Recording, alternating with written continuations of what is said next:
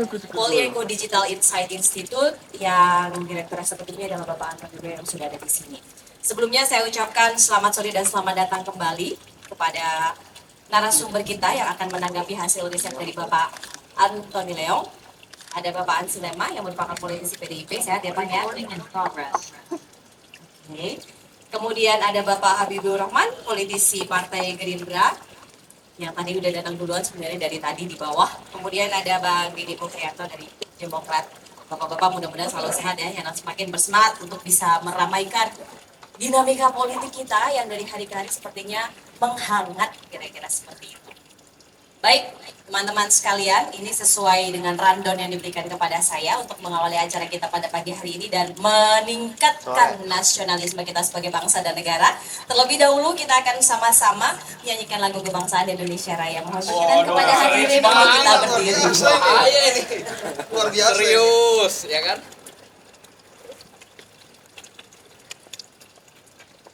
Berat juga langsung. Buat serial halus dengan susu berat. Sponsor. Oh, iya. Rencananya nanti akan iklan. Iya.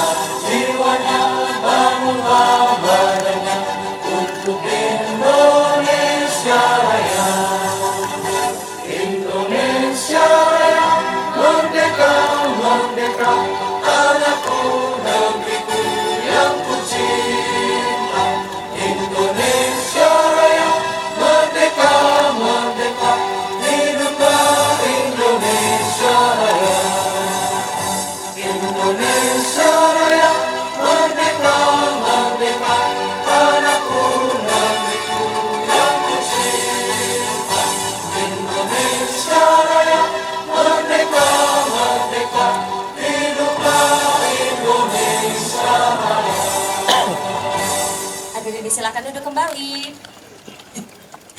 Beneran loh, maaf ya Bapak Antoni Leong ya, Bapak Antoni Leong akhirnya kepanasan, nggak apa-apa lah. Atau Bapak Antoni Leong di sini deh, saya nggak duduk kok. Soalnya nanti saya takut Bapak Antoni Leong waktu di foto mukanya merah, maksud saya gitu. Sini Bapak Antoni Leong. Iya, nanti jelek bos. Udahlah. Iya, itu maksud saya nggak apa-apa berdiri. Baik, langsung saja teman-teman kita akan mendengarkan bagaimana kemudian ini paparannya atau mau di sana panas soalnya atau dipindah aja ke sini. Bos, pindah aja ke sini karena panas sekali. Lebih bagus panas dari hujan. Oh iya benar. Gak apa-apa kalau hujan kebahagiaan sih nggak apa-apa ya. Baik, kita langsung saja teman-teman sama-sama mendengarkan karena ini yang kemudian nanti akan ditanggapi oleh seluruh narasumber. Bagaimana kemudian hasil riset Big Data dan juga media monitoring pemilu 2024 dari Bapak Antoni Leong selaku Direktur PEDAS Polyeco Digital Insight Institute ini tentu akan dijelaskan lebih lanjut mengenai komparasi data partai, kemudian politik dan capres 2024, isu positif negatif, termasuk juga analisis kandidat capres, termasuk cawapres pilihan untuk 3 kandidat capres yang sudah dideklarasikan. Langsung saja saya akan persilakan Bapak Antoni Leong untuk bisa menjelaskan hasil risetnya.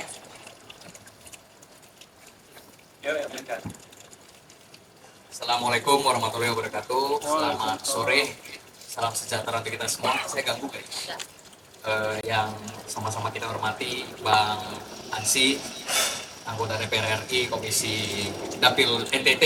Kita doakan mudah-mudahan masih terpilih lagi 2024. Bang Habibur Rahman, abang kita Dapil Jakarta Timur, mudah-mudahan terpilih lagi. Bang Didik, ini 3 anggota DPR ini, 2 komisi 3. Kita terima kasih abang-abang, semoga bisa terpilih lagi mengabdi untuk rakyat. Alhamdulillah, tentunya Mbak Mano yang sangat luar biasa ngambil bisnis forum, tapi hari ini bicara politik. Inilah serba bisa era sekarang. Dan teman-teman media yang kita hormati, hari ini kita akan merilis tentang bagaimana hasil survei yang ada di sosial media, big data monitoring dan sebagainya. Dan seperti teman-teman ketahui, biasanya lembaga survei itu kan lebih kepada terbatas respondennya, 1.200 responden, 700 dan sebagainya. Tapi kalau sosial media ini kita bisa mengcapture ribuan data, puluh ribuan data. Jadi percakapan di media sosial kita bisa tangkap semuanya. Dan tentunya ini bukan menegasikan lembaga survei, tapi menjadi satu alat ukur juga, abang-abang, bagaimana ini bisa jadi satu benchmark ke depan pilihan masyarakat seperti apa. Karena yang kita bisa tangkap dalam bulan April ini lumayan, Mbak Mano, bisa ada pembicaraan pilpres ini bisa sampai 400 ribuan data, dan di Twitter bisa sebanyak 61 ribu, YouTube 7 ribu, Instagram 2 ribuan, dan Facebook 3 ribuan. Jadi di media online ini cukup beragam. Dan isu utama ya karena akhir April kemarin di saat Lebaran, Ibu Mega mendeklarasikan Ganjar Pranowo, dan isu kedua bagaimana Pak Prabowo dalam memilih cawapresnya ini menjadi salah satu isu yang diperbincangkan. Nah, next. Nah, ini kalau teman-teman lihat pada 1 April sampai 30 April terdapat puncak data, yaitu pada tanggal 21 April, yaitu penugasan Ibu Mega ke Ganjar Pranowo. Yang kedua, bagaimana mandat dari Ibu Mega membentuk tim pemenangan. Yang ketiga, Direktur Eksekutif TSRC memperkirakan akan terbentuk 3 poros, dan ini sesuai yang diprediksikan teman-teman juga. Bagaimana P3 juga siap mendorong Ganjar di Pilpres. Nah, ini next saja. Komposisi pergerakan isu dari news, Facebook, Twitter, dan sebagainya ini yang didominasi bagaimana kriteria cawapres Prabowo, deklarasi Ganjar di Pilpres 2024. Nah, ini beberapa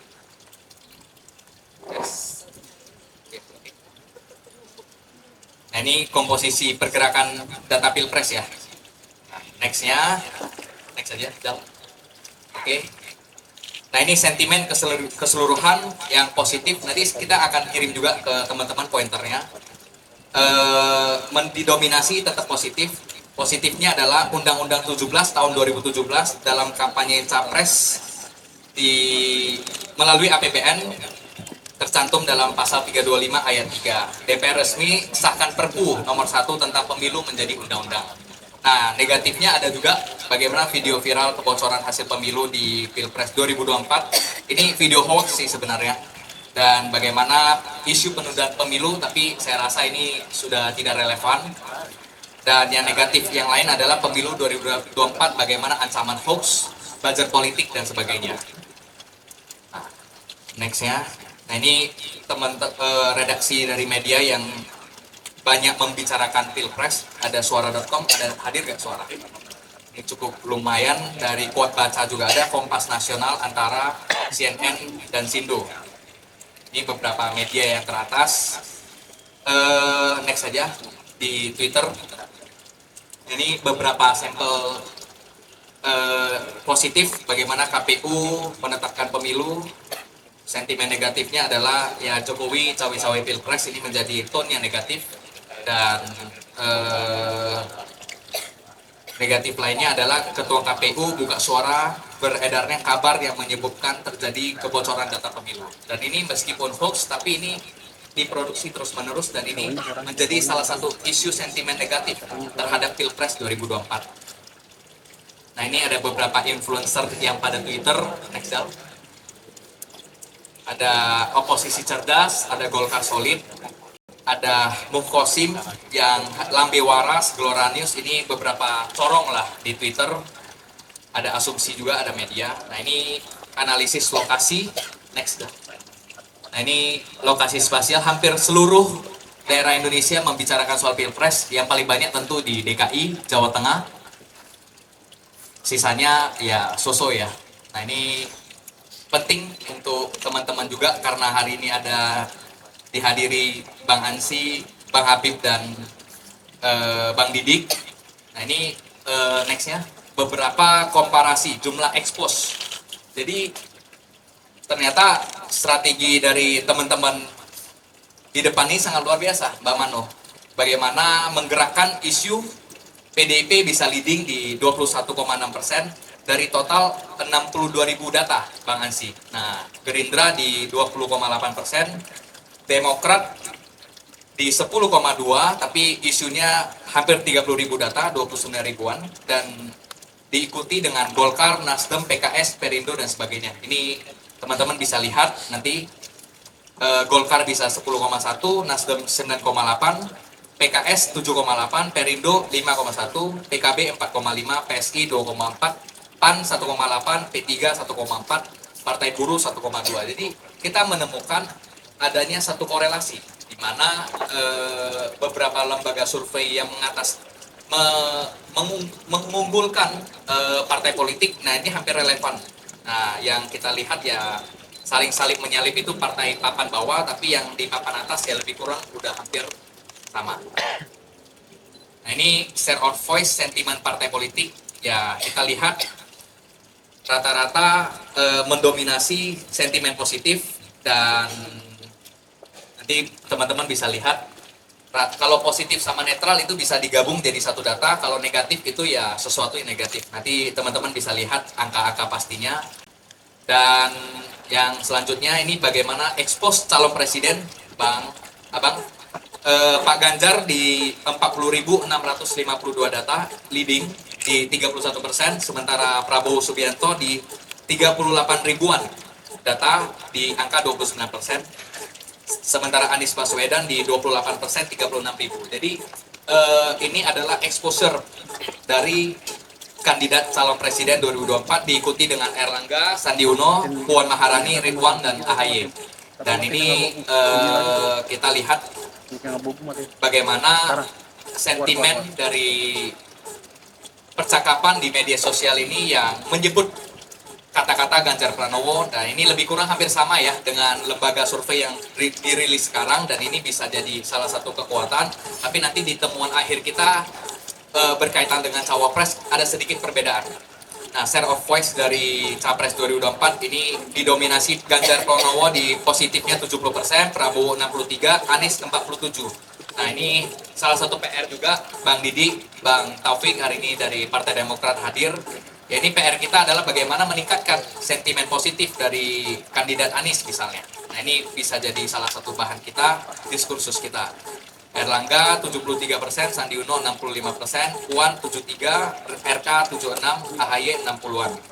Nah ini ada sentimen positifnya. Oke, next saja.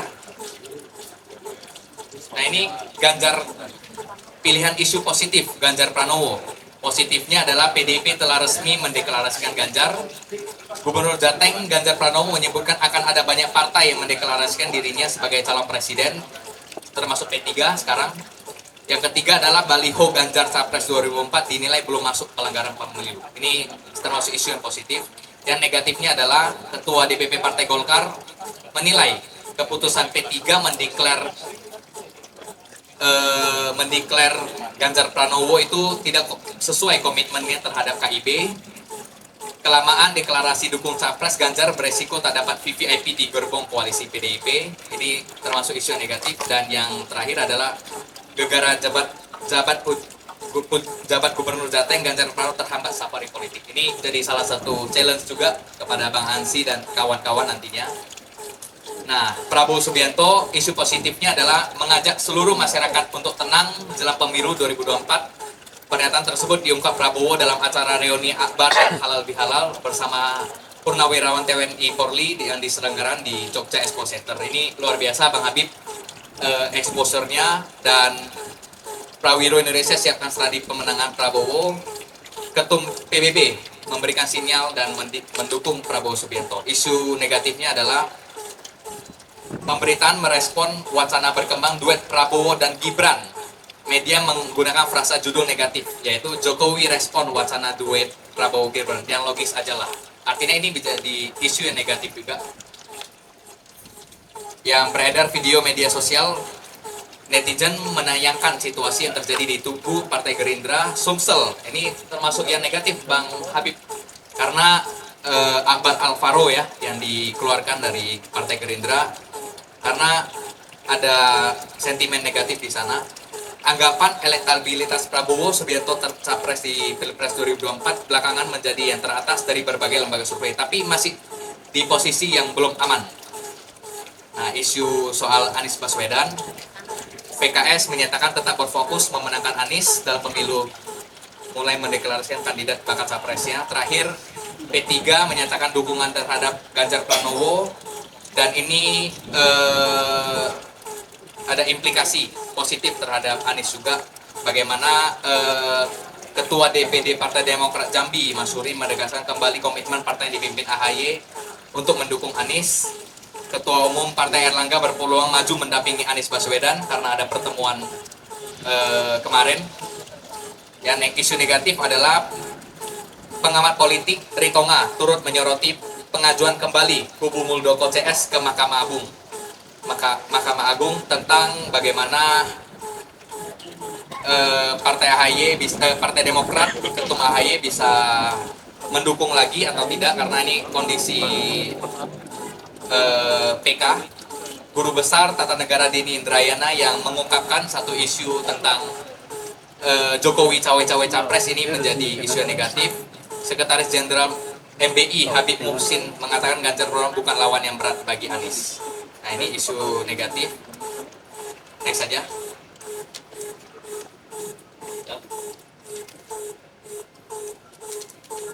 Nah, ini tren keyword masing-masing capres. Kalau dari AHY ya ada beberapa related dengan Anies. AHY Demokrat, Puan, masih ada tentang Soekarno Putri, Megawati, dan sebagainya. Ini menjadi salah satu keyword dari ketika menyebutkan Puan, ya keluarnya ini Sandi Uno, keluar dari P3 dan sebagainya. Ini jadi salah satu yang disorot juga. Next saja.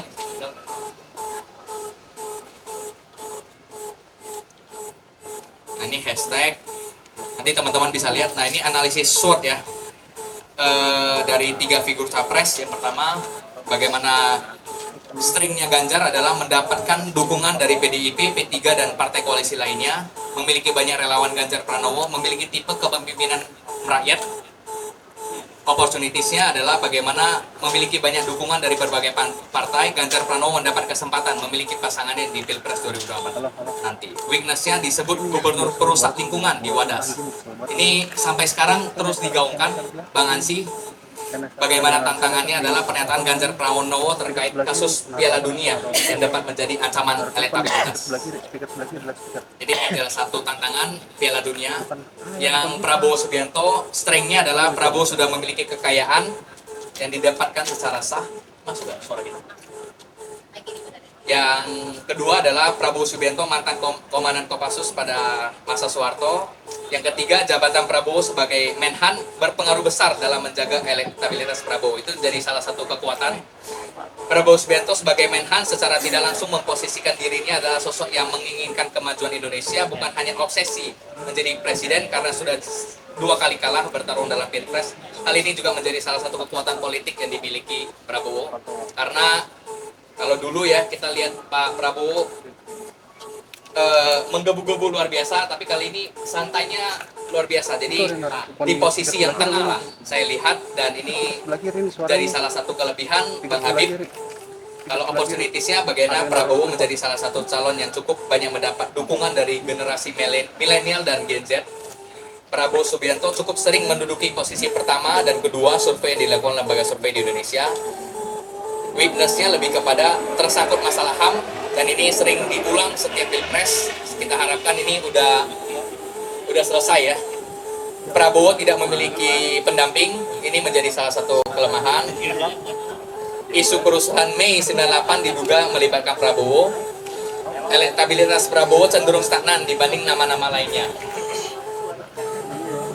Ini musik apa ini ya? Hah? Ada kudeta kah? Mungkin disadap. Enggak, tapi di YouTube apa tuh? Abang, Prabowo Subianto belum terlalu fokus pada isu-isu selain pertahanan dan keamanan. Yang isu semestinya mendapat perhatian Prabowo yaitu terkait kemiskinan hingga korupsi. Prabowo juga mengangkat isu terkait monopoli oligarki di bidang politik dan ekonomi. Usia Prabowo Subianto cukup tua, ini jadi salah satu kelemahan. Izin ya Bang ya, saya sampaikan apa adanya. Trendnya, jika Prabowo berpasangan dengan Ketua Umum Caimin akan sulit mendongkrak elektabilitas saat kontestasi Pilpres. Prabowo tidak mengambil Muhaimin, besar kemungkinan PKB juga mundur dari koalisi, belum tentu ya. Pengamat menilai masyarakat Indonesia jenuh dengan Prabowo. Ini salah satu trendnya. Analisis shotnya Anies, bagaimana Anies memiliki kepemimpinan yang inovatif, mampu mendengar suara rakyat, dan didukung oleh para ulama. Opportunitiesnya dalam pidato, Anies menyadari lawannya di Pilpres memiliki kekuatan dan sumber daya yang luar biasa. Anies menegaskan pihaknya tidak pernah gentar untuk mewajibkan keadilan. Kalau weakness-nya adalah Anies terancam gagal berkontestasi di Pilpres, mengingat masih ada upaya-upaya yang diduga untuk dilakukan istana untuk menggagalkan pencalonannya. Ini nanti mungkin bisa dijawab sama Bang Didik. Pernyataan Ganjar Pranowo terkait kasus. Ini musik ini. Halo. Ini kali. Halo. Ya, Ini masuk kan? masuk. Halo. Ya. Udah nyala. Udah nyala, Pak Leo. Oke, tes 1 2. Trendnya adalah Ganjar Pranowo terkait kasus Piala Dunia, menjadi ancaman elektabilitas calon presiden ke depannya. Nah ini analisis pastel. Kalau analisis pastel ini lebih kepada grafik ya. Selamat datang Pak Angga Wira, CJTV. Karena pengusaha biasanya sembunyi Bang. Jadi pengusaha ini main di ujung juga Bang, kayak politisi juga lah Bang. Ini analisis pastelnya Ganjar Pranowo. Kuatnya di ekonomi, teknologi dan sosial. Terkait dengan teknologi, Ganjar Pranowo dapat ruang media memunculkan ide dan gagasan yang diterapkan di Jawa Tengah, yang menekankan akses pendidikan yang mudah harus tersedia bagi seluruh kalangan masyarakat tanpa terkecuali. Ini menjadi portfolionya Ganjar Pranowo. Ganjar juga menekankan pentingnya mengikuti perkembangan zaman termasuk inovasi teknologi. Jadi grafiknya agak sedikit kanan, sosial dan teknologi, tapi legal dan lingkungan sedikit berkurang karena ada kasus Wadas ya, Bang Ansi ya. Dan ini terus diproduksi oleh lawan politik. Nah, analisis pastelnya Pak Prabowo cukup melebar ke setiap lini dari ekonomi, sosial, teknologi, hukum, dan lingkungan. Terkait dengan Prabowo Subianto, bobot hampir sempurna alias memiliki kekuatan yakni pada bidang sosial dan ekonomi. Bidang sosial, Prabowo dapat di ruang publik ini lebih kepada menciptakan keharmonisan dengan melakukan dialog dengan puluhan tokoh masyarakat Sumbar di Hotel Emersia Batu Sangkar, Tanah Datar Sumbar. Prabowo Subianto juga terekam menyebarkan narasi positif, menghadirkan keharmonisan dalam perbedaan. Menurut Prabowo, dalam acara tersebut ya, ini kita capture-nya April ya teman-teman ya. Jadi kebetulan April ada acara itu, dan acara tersebut menjadi contoh bahwa Indonesia adalah negara yang Bhinneka Tunggal Ika, yang artinya berbeda-beda tetapi tetap satu. Di bidang ekonomi, Jokowi juga mengundang ketum Partai Gerindra bersama para ketua umum, parpol koalisi pemerintah, salah satunya membahas ekonomi Indonesia. Ini jadi salah satu strength point. Adapun aspek lingkungan, bobot tidak terlalu tinggi, dipengaruhi oleh food pemberitaan dan anggapan gagalnya proyek lumbung pangan atau food estate yang tengah digencarkan oleh Jokowi, tapi belum ada kelanjutan. Ini menjadi salah satu challenge di analisis Prabowo Subianto. Analisis pastelnya Anies, teknologi kuat, sosial kuat, ekonomi kuat, politik lumayan, lingkungan dan legal yang belum ada. Terkait dengan Anies, bobot hampir semua sempurna. Di bidang teknologi salah satunya tertuju pada kegiatan media sosial Eko Widodo memamerkan teknologi pencahayaan peninggalan mantan Gubernur DKI Jakarta. Anies di Monas. Dia mengatakan bahwa Anies tidak hanya pandai merangkai kata-kata, tetapi juga memberikan bukti nyata. Ini ada acara di April kemarin, bidang legal tertuju pada Ajas Tigor Nenggolan, Forum Warga Kota, Ketua Umum Forum Warga Kota menilai Gubernur DKI Jakarta itu berpotensi menyalahi aturan karena menerbitkan izin mendirikan bangunan di Tanah Merah saat kejadian kemarin ya, kebakaran. Ini terus digaungkan sama Tigor Nenggolan. Nah ini elektabilitas di lembaga survei, kita rangkum 7 lembaga survei, teman-teman bisa lihat seperti yang diketahui Ganjar Erik teratas di range scoringnya 38% kalau dilihat dari pemberitaan di media massa, media online dan sosial media. Sementara Ganjar Erlangga di 23%, Ganjar Prabowo di 15%, Ganjar RK di 15%, Ganjar Sandi di 8%. Ini dari 7 lembaga survei dari Poll Tracking, PWS, Carta Politika, Litbang Kompas, LSP, Indikator, dan Indoriset. Sementara pasangan capres Prabowo Subianto dengan cawapres menurut beberapa lembaga survei yaitu Cak Imin, Bang Habib di 29%, Kofifa 21%, Erick Thohir 14%, Ganjar 14%, RK 7%, dan Puan dan Bahlil 7%, karena ada narasi terkait di lembaga survei. Tapi kalau Anies, ya tentu Anies AHY scoring yang luar biasa, Bang Didik di angka 64%, dan Aher di 18%, RK 9%, dan Kofifa 9%. Ini menurut 7 lembaga survei. Nah kalau perbedaannya, kalau di media sosial, Ganjar Erik leading sampai 3.389 data. Saya nggak bikin persentasenya karena biar ini menjadi salah satu bahan teman-teman, karena kalau misalkan nanti bicara persentase berbeda lagi. Tapi yang dilihat ini adalah jumlah data dalam April. Kalau Ganjar Prabowo di 287 data, Ganjar Sandi di 145 data, Ganjar Ridwan Kamil 266 data, dan Ganjar Erlangga 24 data. Nah, analisis perbincangan Prabowo Subianto, Ajal, lembaga survei. Ya, next saja, Jal. Ya, ini yang tadi Ganjar ya. Jadi Ganjar Erik leading di media sosial. Next, Jal. Nah ini yang di Prabowo Subianto mendapat 559 data positif dan 200-an data netral. Jadi ini yang leading Prabowo Erik. Sementara Prabowo Caimin hanya di 596 positif tapi 120 yang netral. Artinya Prabowo Erik termasuk yang leading di sosial media karena percakapan media sosial. Sementara Prabowo Puan, Prabowo Kofifa, Prabowo RK, Prabowo yang lain cukup mendapat perhatian yang minim. Nah, perbincangan di Anies AHY ini leading Bang Didik di angka 2.467 data yang netral, sementara 700-an positif. Artinya bisa sampai 3.000-an data positif untuk Anies AHY. Sementara Anies Kofifa dan Anies Aher, Anies RK tidak mendapatkan perhatian.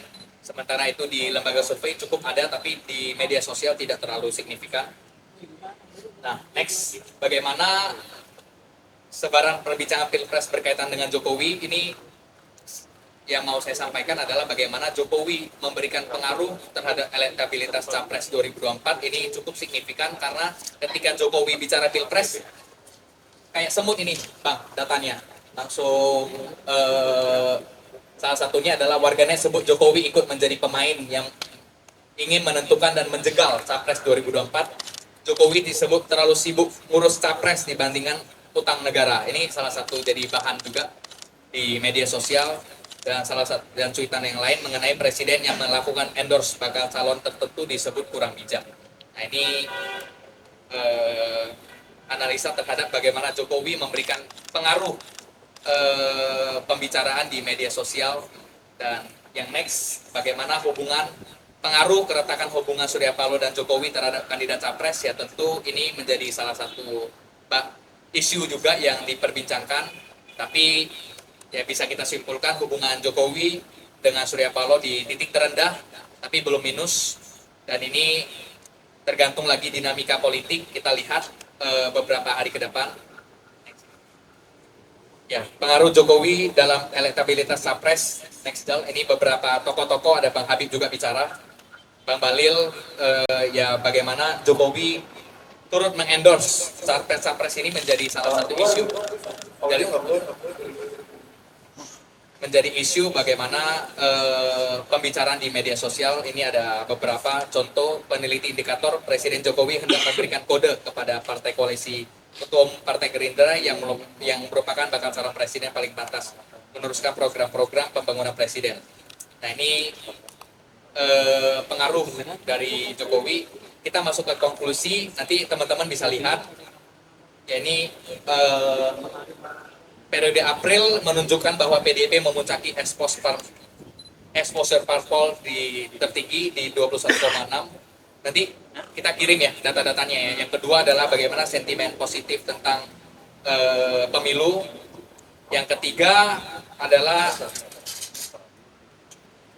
Ganjar di 31%, Prabowo di 29%, Anies di 28%, Erlangga 3%, Sandi Uno 3% yang tadi saya sampaikan.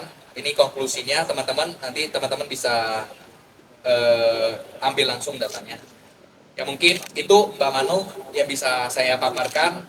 Kita explore terkait tanggapan dari teman-teman bagaimana media sosial ini bisa jadi salah satu benchmark, karena kita lihat Pilpres Amerika Serikat meskipun sentimennya negatif, tapi Donald Trump bisa leading. Tapi bagaimana penerapan di pemilu di Indonesia ini jadi bahan diskursus kita. Dan 2019 kalau kita lihat narasinya milenial. Tapi saya rasa dengan hadirnya generasi Gen Z ini jadi salah satu tantangan kita. Mungkin dulu kalau kita lihat konten-konten sosmed yang enak-enak itu mungkin milenial enak, tapi belum tentu di Gen Z. Nah ini tantangan kita ke depan, bagaimana kita hadirkan value untuk para pemilih pemula, dan ini mungkin akan dieksplor oleh teman-teman abang dan anggota dewan yang terhormat bisa hadir. Ini bisa jadi salah satu diskusi kita. Terima kasih Mbak Manu. Baik, terima kasih. Boleh kita berikan aplaus terlebih dahulu teman-teman dari Bapak Antoni Leong selaku Direktur Pedas. Kayaknya karena sudah tidak panas, izin ya, saya di sebelah Abang Ansi. Ya, Bapak-Bapak. Iya, ada musik-musik misterius yang entah dari mana tadi nggak apa-apa, tiba-tiba ada gitu ya, nggak apa-apa. Ini adalah dinamika dari Bapak Antoni Leong yang pertama kali presentasi sebagai Direktur Pedas. Biasanya kan dia presentasinya macam-macam nih di bajunya. Sekarang sebagai Direktur Pedas pertama kali diuji cobakan. Gitu kira-kira. Tapi mudah-mudahan ini pedas ya teman-teman ya. Kita tanya dulu tanggapannya. Kita mulai dari Bang Hansi, boleh pakai mic yang gitu aja. Silakan Bang Hansi, langsung saja. Assalamualaikum warahmatullahi wabarakatuh. Selamat sore, salam sejahtera buat kita semua. Pertama, terima kasih buat Bung Antoni dan Pedas yang sudah mengundang kami untuk bisa melakukan diskursus pada sore hari ini. Yang kedua, tentu kami memberikan apresiasi atas riset Big Data dan media monitoring pemilu 2024 Capres dan Parpol ini. Bagi kami ini adalah sebuah studi ilmiah yang merekam preferensi, persepsi, emosi, pilihan politik serta orientasi politik dari pemilih dalam Pilpres maupun pemilu pada Februari 2024 mendatang. Kalau survei elektabilitas itu adalah survei di darat, riset Big Data ini, media monitoring ini bisa kita ibaratkan sebagai survei di udara. Dan hasil survei di udara ini PDI Perjuangan dan Mas Ganjar Pranowo itu unggul. Padahal bisa kita lihat basis pemilih ataupun juga kader loyalis serta simpatisan PDI Perjuangan itu umumnya adalah wong cilik ataupun masyarakat kecil yang belum semuanya itu terkoneksi atau bisa mengakses informasi ataupun juga saluran-saluran komunikasi digital ini. Yang kedua, riset big data yang dilakukan pada periode 1 hingga 30 April 2023 ini menempatkan berita mengenai pengumuman ataupun deklarasi Mas Ganjar sebagai calon presiden yang diusung oleh PDI Perjuangan menjadi topik utama atau hot issue. Bagi kami tentu ini bukan sesuatu yang baru, karena memang selama ini publik, mata rakyat Indonesia itu tertuju pada PDI Perjuangan dan Ibu Megawati Soekarno Putri, menanti-nanti, menunggu-nunggu siapakah calon presiden yang akan diusung oleh PDI Perjuangan. Buktinya, sejak bulan Januari ketika PDI Perjuangan merayakan hari ulang tahun ke-50, publik, rakyat, dan juga mass media itu sudah menanti-nantikan siapa kira-kira calon presiden PDI Perjuangan. Tentu hal ini ditunggu karena PDI Perjuangan ini adalah partai pemenang pemilu. Tidak sekedar sebagai partai pemenang pemilu, tetapi menang dengan golden ticket di atas 20%. Dan hari ini pemerintahan ini berada di bawah pimpinan Presiden Joko Widodo yang notabene adalah kader PDI Perjuangan. Dan kalau kita lihat survei-survei yang dilakukan oleh banyak lembaga survei kredibel menempatkan approval rating atau tingkat kepuasan terhadap kinerja Presiden Joko Widodo itu berada di angka di atas 80%. Beberapa lembaga bahkan menyebut 82 hingga 84%. Dan sebenarnya ini secara implisit bisa kita katakan bahwa masyarakat menginginkan adanya kesinambungan, adanya keberlanjutan pemerintahan yang sudah dilakukan oleh Presiden Joko Widodo selama 2 periode atau hampir 10 tahun ini. Dengan demikian, Mas Ganjar Pranowo dipersepsikan sebagai sosok yang dipersonifikasikan memiliki karakter kepemimpinan yang dekat dengan Presiden Joko Widodo. Tidak saja sekedar sebagai politisi yang berasal dari partai yang sama, PDI Perjuangan, tetapi Mas Ganjar juga dipersepsikan sebagai politisi yang memiliki identitas kuat dalam 3 hal. Yang pertama, politisi yang merakyat. Merakyat itu tidak berjarak dengan rakyat, rajin turun ke bawah untuk melakukan belanja masalah. Dengan turun ke bawah, Mas Ganjar mengetahui problem, aspirasi, permasalahan dan kebutuhan rakyat. Tetapi merakyat saja tidak cukup. Mas Ganjar juga dipersepsikan sebagai politisi yang pro rakyat. Setelah turun belusukan untuk melakukan belanja masalah, kemudian masalah-masalah ini dijadikan kebijakan yang orientasinya menampakkan adanya pembelaan ataupun keberpihakan terhadap kepentingan rakyat.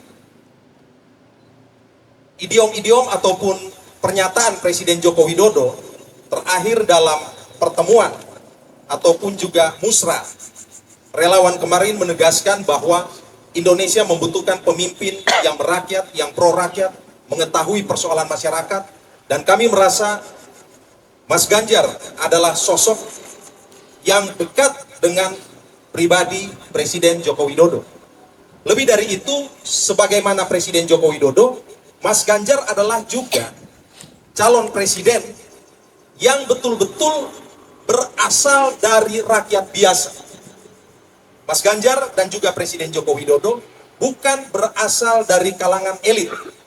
Mereka muncul dari akar rumput, dan sebenarnya inilah yang sering dikatakan oleh Ketua Umum kami, Ibu Megawati Soekarno Putri, kepada kader-kadernya untuk melakukan bonding, membangun ikatan yang kokoh, kuat dengan akar rumput. Saya kira ini beberapa hal sebagai pengantar yang bisa saya sampaikan, tetapi apa yang direkam oleh Bung Antoni dalam riset Big Data dan Media Monitoring Pemilu 2024 ini sebenarnya sejalan selaras dengan survei-survei elektabilitas yang sudah dilakukan oleh banyak lembaga. Dan pengumuman Mas Ganjar sebagai calon presiden sebenarnya itu juga menjawab ekspektasi publik yang direkam lewat metode-metode yang ilmiah seperti ini. Dengan demikian, sebelum memutuskan, sebenarnya Ketua Umum kami yang mendapatkan mandat dari Kongres kelima telah melakukan kontemplasi, refleksi, dan diskusi. Artinya di sana ada proses spiritual dan juga ada proses intelektual. Karena itu, kami yakin dan percaya dan optimis bahwa mengusung calon presiden Ganjar Pranowo ini akan membuahkan kemenangan dalam Pilpres Februari 2024 mendatang. Terakhir, dari tingkat popularitas, Mas Ganjar ini masih berada di bawah Mas Anies dan Pak Prabowo. Pak Prabowo ada di angka sekitar 90-an%, Mas Anies mendekati 90%, sementara Mas Ganjar masih berada di bawah itu. Kalau dibaca, maka jika popularitas ini akan semakin digejot atau ditingkatkan lagi, bukan tidak mungkin akan menghasilkan kesukaan ataupun akseptabilitas dan kemudian bisa dikonversi menjadi elektabilitas. Saya kira ini beberapa poin penting yang bisa saya sampaikan. Terima kasih. Saya kembalikan ke Mano. Baik, terima kasih Bang Ansi. Paling tidak ada gambaran bahwa sebenarnya kalau karena memang paling terakhir ya deklarasinya dan pencalonannya di partai, tentu saja ini ada kerja keras nanti ke depan dari partai dan juga koalisinya untuk bisa menjadikan kalau tadi dari hasil pollingnya dan lain-lain yang disampaikan oleh Bang Ansi ini bisa mendekati paling tidak Pak Ganjar dan Pak Prabowo dan juga Anies yang sudah lebih dulu mendeklarasikannya dan saat ini juga sudah bekerja ke dapil daerah-daerah bersama dengan partai pengusungnya. Kita lanjutkan, silahkan Bapak Habibur Rahman. Ada. Sudah dibenerin Bang, karena mempersiapkan supaya tidak membuat para narasumber kita dan penanggap kita ini kurang nyaman. Ya. Kan sudah ada kopi, sekarang bikin semakin nyaman. Luar biasa nih Pak Leong nih. Bro Angga Wira. Siap, Bang. Ya. Luar biasa nih apa inisiatif Bro Angga Wira dan Bro Antoni Leong ya. Tapi kayaknya nggak bisa dilepaskan kedua sahabat saya ini. Ya kan? Pasti di mana ada kegiatan Bro Antoni, disitulah ada Angga Wira. Ya. Jadi gini, ini memang menarik sekali ya apa yang dilakukan dengan apa media monitoring ini. 2019 rasanya belum secanggih ini kita lihat dan belum semasif ini media monitoring. Saya terus terang sudah ketemu banyak sekali pihak ya yang menyelenggarakan riset semodel ini. Saya pikir ini akan membuat cost ya kita berdemokrasi makin lama makin efisien, harusnya begitu kan.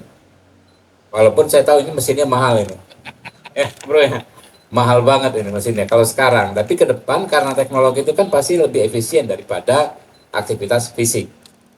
Nah, kemudian soal akurasi, saya dalam berbagai studi membuktikan sendiri bahwa akurasinya itu dia dikatakan hampir sama persis dengan survei manual ya, survei fisik by phone itu. Apalagi di kota-kota besar seperti di dapil saya Jakarta Timur. Itu semua orang, mungkin satu orang bahkan bisa punya 2 handphone gitu.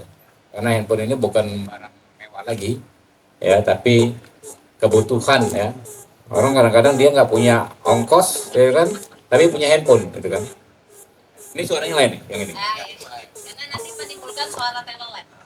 Ini musiknya lain ya. Ada clip on kali. Oh, ya itu. Nah kemudian sebetulnya saya pengen nih teman-teman yang melaksanakan riset ini melakukan riset yang lebih variatif daripada teman-teman lembaga survei. Kalau lembaga survei kebanyakan ya terlalu mensimplifikasi persoalan koalisinya siapa, persoalan capresnya siapa, persoalan cawapresnya siapa. Ya nggak bisa disalahkan karena sampai saat ini kan belum ada capres yang definitif. Mohon maaf Mbak Manwara, definitif itu artinya sah ijab kabul didaftarkan di KPU Oktober, ya kan? Jadi selama janur kuning itu belum dipasang, itu kalau politik kita itu masih banyak hal yang bisa terjadi. Jadi mungkin kalau Pak Ganjar yang udah paling aman karena partai PDIP kan satu-satunya partai yang bisa langsung. Jadi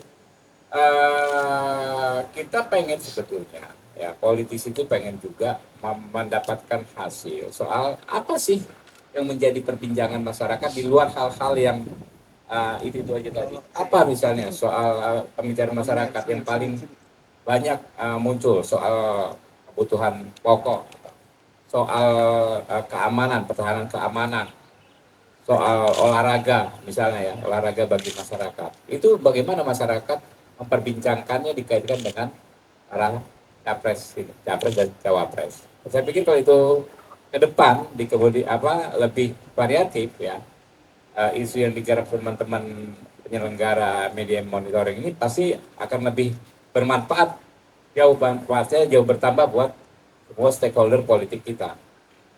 Nah, kalau ke isu yang tadi disampaikan memang nggak banyak berubah, nggak banyak berbeda dengan lembaga-lembaga survei. Artinya kita masih bisa melihat besar sekali kesempatan bagi para capres ya, sampai pendaftaran, lalu setelah pendaftaran sampai pencoblosan di bulan Februari untuk bekerja ya, memastikan kemenangan di pemilu. Beda sekali dengan Pak Jokowi waktu maju ke periode kedua ya, kita dua pihak rata-rata hampir 50%. Ini Pak Ganjar ini kan di angka 30, Pak Prabowo di angka ya kurang lebih segitu. Jadi masih bisa saling kejar mengejar, terutama antara Pak Prabowo dengan Pak Ganjar. Sehingga kalau klasemen sepak bola ini kan ya, ini masih banyak pertandingan, jadi masih bisa saling menyalip di di klasemen. Nah, kami melihat ya potensi tadi, dinamika tadi terus terjadi hingga saat ini, termasuk ketika kemarin ada 2 pertemuan relawan Pak Jokowi yang cukup besar. Yang satu dihadiri Pak Ganjar tanpa Pak Jokowi, ya, satu dihadiri Pak Jokowi yang musrah. Saya nggak tahu ya, saya nggak ngerti teknis bagaimana melakukan dibikin kualitatif itu bobot relawan ya. Cara menghitung bobot relawan secara kualitatif antara pertemuan relawan yang dihadiri Pak Jokowi dan yang dihadiri Pak Ganjar. Tapi di pertemuan relawan Pak Jokowi yang dihadiri Pak Ganjar, kita melihat ketegasan Pak Jokowi. Ketegasan untuk tidak tegas mendukung Ganjar. Ketegasan untuk tidak tegas mendukung. Artinya apa? Ini masih ada ceruk yang sangat besar. Kalau saya katakan beberapa saat yang tadi dikutip Bung Antoni Leong, pengaruh besarnya elektabilitasnya Pak Prabowo, selain kinerja Pak Prabowo, kinerja Gerindra juga adalah apa yang ditangkap publik soal chemistry antara Pak Prabowo dan Pak Jokowi. Karena bagaimanapun Pak Prabowo di antara semua kandidat yang moncer sekarang ini, yang paling dekat dalam konteks kerjanya dengan Pak Jokowi, ada dalam satu kabinet. Tahu psikologisnya, tahu kesulitan-kesulitannya secara hari ke hari ya. Karena ada di sekitar situ gitu, selama 5 tahun bekerja sama. Nah, jadi kita melihat ya potensi elektabilitas ini pasti masih bisa terus meningkat untuk Pak Prabowo karena waktunya juga masih panjang, dan kita melihat ya gestur-gestur yang ditunjukkan Pak Jokowi ya memang beliau memposisikan tidak secara tegas gitu kan, menjadi seorang tugas partai saja. Beliau juga memposisikan diri sebagai kepala negara, kepala pemerintahan yang apa namanya, yang netral, ya kan, tidak salah satu masyarakat. Dan ini adalah bagus untuk Pak Prabowo, saya pikir ya, dan bagus untuk kita semua. Bagus untuk kita semua karena masyarakat lebih bebas ya menentukan pilihan nantinya.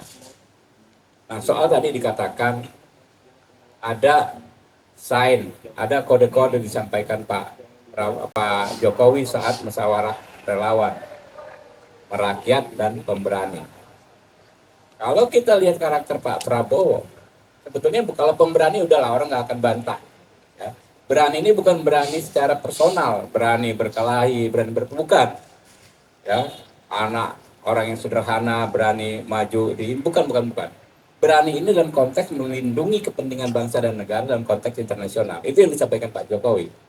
Kan yang narasinya negara kita negara besar, penduduk kita 280 juta, ya. Bagaimana kita bisa menjaga kepentingan kita di mata negara-negara lain, jangan mau disetir oleh bangsa lain, kurang lebih gitu. Artinya berani ini bukan berani personal bukan, tapi berani sebagai karakter kepemimpinan nasional. Nah, kalau itu pasti kita mau cek, saya berani cek baik di survei maupun lembaga survei maupun dengan media monitoring, pasti publik mengasosiasikan dengan Pak Prabowo. Nah, ini bicara asosiasi ya, bagaimana publik menyambungkan antara pernyataan Pak Jokowi dengan sosok yang capres yang ada. Kemudian soal merakyat, siapa bilang publik tidak tidak memposisikan Pak Prabowo sebagai sosok yang merakyat. Kalau saya ya melihat kepemimpinan itu kan dari track record. Merakyat itu kan bukan sekedar gimmick, bukan sekedar tampilan, tapi bagaimana mensejahterakan orang yang dipimpin. Dapil saya kebetulan Jakarta Timur, banyak sekali kawasan yang mayoritas tentara atau purnawirawan, keluarga besar TNI lah, Jakarta Timur. Saya keliling banyak sekali, Pak, saya bekas anak buah Pak Prabowo, luar biasa, beliau memimpin kami sejahtera. Intinya pemimpin kan itu, bagaimana kata sering disampaikan Bu Mega juga, wong cili iso gemuyu gitu. Ya Mas Yudi ya, wong cili iso gemuyu. Bagaimana orang kecil itu bisa tersenyum, dan itu kepemimpinan yang sangat lekat dengan Pak Prabowo baik di dinas kemiliteran, baik sebagai ketum partai maupun sebagai Menhan. Coba saya tanya, dicek semua prajurit yang pernah dipimpin Pak Prabowo, mulai Kopassus, Kostrat dan lain sebagainya. Beliau sangat memperhatikan kesejahteraan orang-orang yang dipimpinnya. Itulah intinya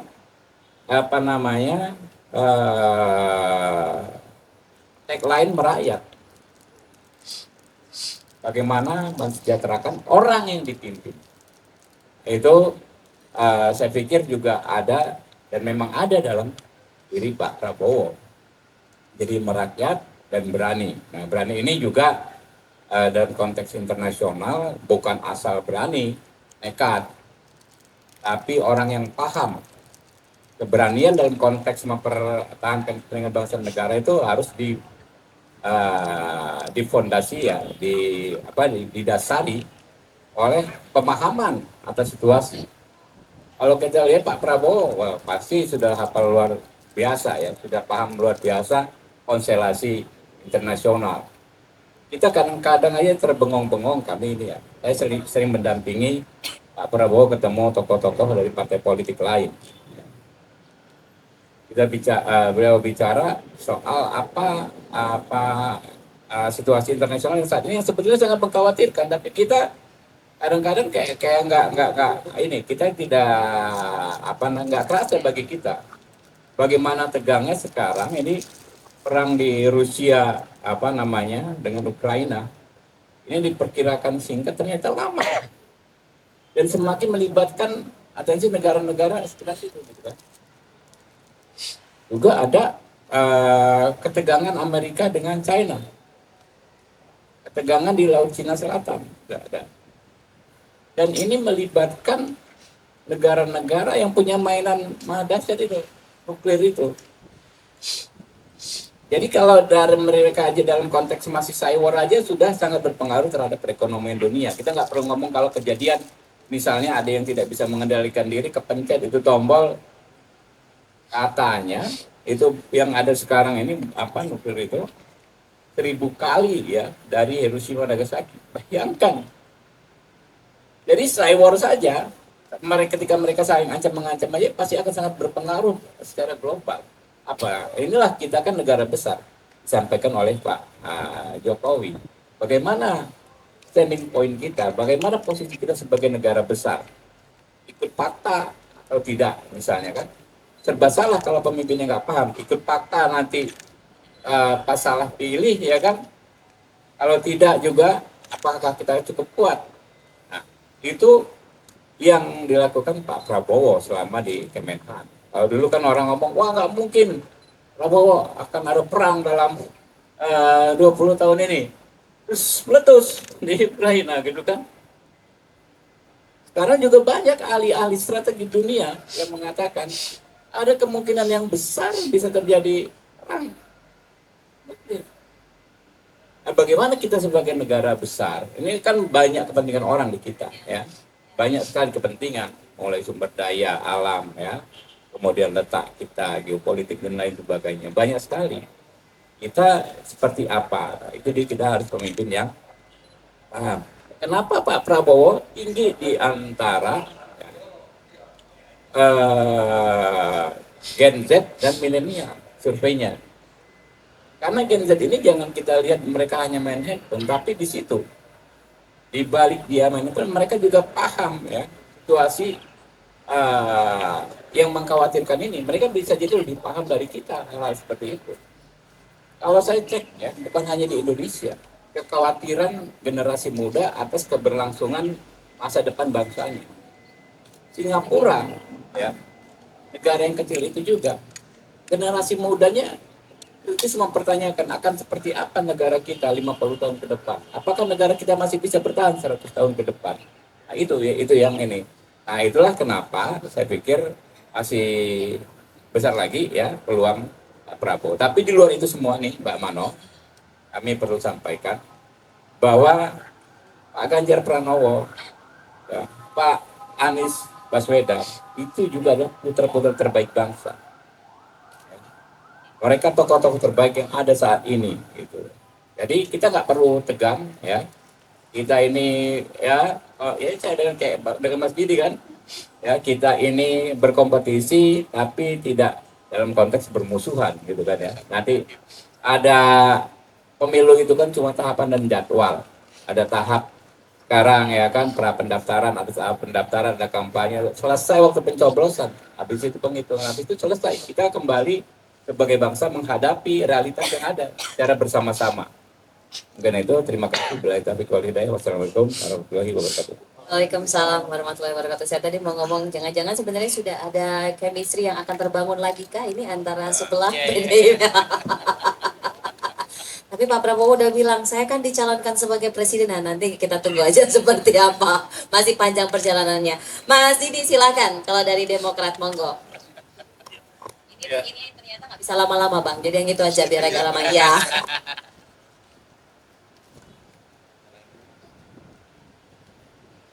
Ini keras tapi nggak tahan lama, bukan kan? Pilih keras tahan lama atau slow-slow tapi panjang.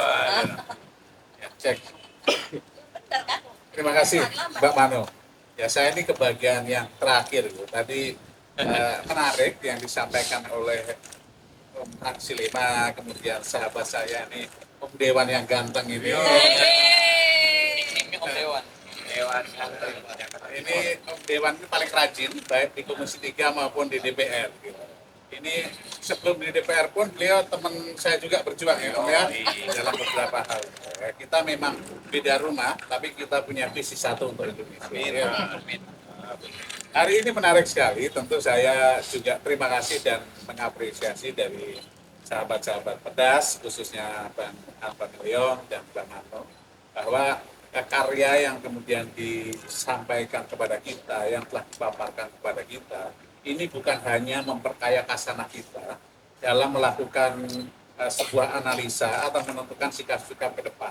Tapi lebih dari itu tentu ini akan membuka kasanah kita semuanya yang lebih besar, bahwa kehadiran sosial media, kehadiran media-media digital ini mau tidak mau akan menjadi sebuah konsep campaign yang modern ke depan.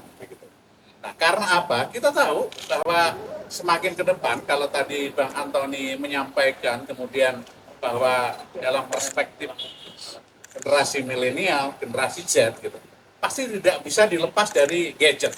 Apalagi jika kita juga lebih dalam masuk ke dalam dunia digital ini, di era sekarang ini hati-hati. Semua orang bertanya tidak kemana-mana, cukup ada di genggamannya. Apalagi ada yang namanya produk digital yang disebut artificial intelligence gitu. Yang saat ini salah satu aplikasinya yang juga sangat instan, yaitu melalui ChatGPT. Ini bahaya sekali. Belum lagi kemudian belum lagi bahwa di dunia digital ini juga ada algoritma yang juga bermain di sana, mengarahkan sebuah isu, mengarahkan sebuah konten, sebuah konteks. Ini jika tidak dimanfaatkan untuk kemajuan kita ini ya akan rugi. Makanya seperti yang dilakukan oleh sahabat-sahabat pedas ini tentu mengkompilasi berita, kemudian membuat riset dan monitoring ini juga menjadi penting. Tidak mudah memang membuat ini, tapi ternyata dari yang dihasilkan ini juga bisa mengkerucut kepada sebuah sumber berita, sumber analisis yang kemudian bisa dipertanggungjawabkan. Tidak sedikit pergerakan digital, pergerakan sosial media ini yang kemudian menjadi game changer di dalam kehidupan dimanapun, baik itu politik, demokrasi, ekonomi, dan lain-lain. Mereka mampu bisa membangun sebuah framing. Tapi di sisi lain, framing ini juga bukan hanya kemudian digunakan untuk framing yang baik. Tidak sedikit juga pelaku kejahatan yang menggunakan sosial media ini dengan melakukan sebuah framing yang sangat menakutkan. Menebar kedengkian, menebar kebencian, menebar fitnah. Nah, ini yang kita takutkan. Begitu. Nah, kepentingan kita makanya di dalam konteks riset dan media monitoring ini bagaimana ke depan bahwa kompetisi-kompetisi politik yang sekarang ini akan kita jalankan di 2024 ini lebih mengedepankan yaitu pertarungan ide dan gagasan. Kemudian amplifikatornya adalah media. Boleh masyarakat memberikan kritik, memberikan masukan, memberikan sebuah narasi yang bisa keras, bisa pedas, tapi yang bertanggung jawab. Gitu. Karena tentu kita juga punya kepentingan yang sama, bagaimana ke depan anak-anak bangsa ini bisa mampu memimpin bangsa ini menuju satu tekad dan satu visi, yaitu Indonesia yang kuat, maju, dan sejahtera. Bukankah itu konsep dari yang kita harapkan yang banyak juga kita elaborasi, banyak juga diamplifikasi, bahwa insya Allah di tahun 2045, insya Allah 100 tahun Indonesia merdeka, harapan kita Indonesia ini akan terwujud Indonesia yang teduh, damai, sejahtera, kegandengan yang harmonis. Nah, saya pikir siapapun itu, tokoh-tokoh bangsa sekarang ini yang juga mengambil ruang untuk maju sebagai presiden, apakah itu Pak Anies Baswedan, apakah Pak Prabowo, apakah Mas Ganjar, apakah AHY begitu. Saya pikir punya semangat dan visi yang sama. Tidak ada niat-niat yang buruk dari perjuangan ini semuanya. Saya yakin mereka jika kemudian dipertemukan dalam satu ruang, konklusinya pasti akan sama untuk Indonesia, untuk masyarakat. Tidak mungkin jika ada tokoh bangsa ini yang kemudian ingin memimpin Indonesia untuk menggunakan kekuasaannya secara sewenang-wenang untuk menindas satu sama lain. Pasti narasi dan semangatnya sama. Ingin dekat dengan rakyat, ingin membuat kebijakan yang berpihak kepada masyarakat, dan ingin mensejahterakan masyarakat. Loud and clear. dan tentu ingin membuat Indonesia maju. Ingat, saat sekarang kita ini sudah 25 tahun reformasi kita. Dan ingat bahwa di dalam proses reformasi ini, amanat reformasi ini juga cukup berat yang harus kita tunaikan bersama. Tidak bisa dilakukan oleh segelintir orang, segelintir kelompok, tapi butuh bersama-sama. Dan ingat bahwa selama reformasi ini ada 5 transformasi besar yang sudah dilalui dan sedang kita perjuangkan. Ingat bahwa transformasi pertama di bidang politik, dulu kita ingat bahwa pengelolaan politik kita ini dikelola secara otoritarian. Nah, sekarang sudah bertransformasi menjadi sebuah politik yang demokratis, memberikan ruang, menjunjung tinggi hak-hak rakyat di dalam menentukan pilihannya di dalam politik. Kedua, di dalam sistem pemerintahan. Dulu sistem pemerintahan dikelola secara sentralistik di pusat. Sekarang sudah desentralisasi, otonomi daerah, bahkan sudah juga masuk di dalam otonomi desa. Yang ketiga, transformasinya adalah, jika kita ingat ekonomi kita dulu bertumpu hanya kepada sumber daya alam.